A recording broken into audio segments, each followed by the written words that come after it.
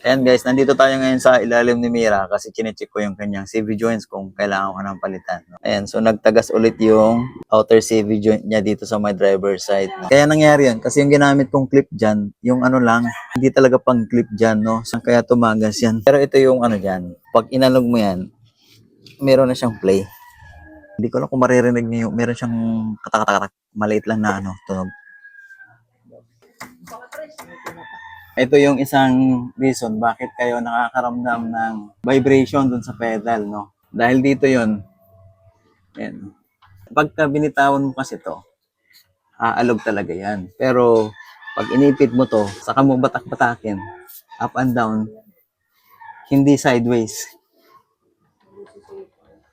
Ayan, meron na siyang play.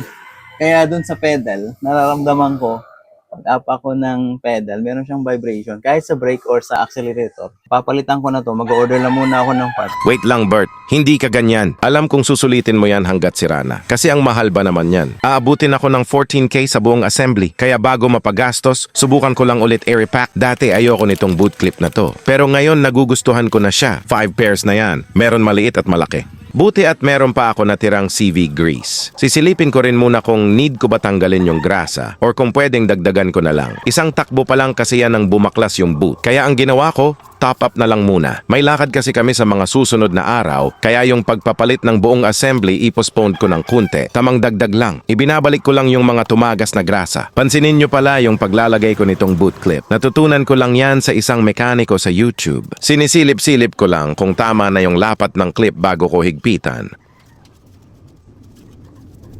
Nabili ko pala itong clip na to last year pa. Nung una kong binaklas itong drive shaft para i-regrease. Nagustuhan ko yung pagkakahigpit ko ngayon sa clip. Nung mga nakaraan kasi, aminado akong medyo maluwag kasi ni-reuse ko lang yung mga clips. Naubusan kasi ako ng clips kaya ngayon lang nakabili. Sinagad ko yung manibela pa kanan para matest ko kung hindi siya babaklas pag nakaliko. So far goods na.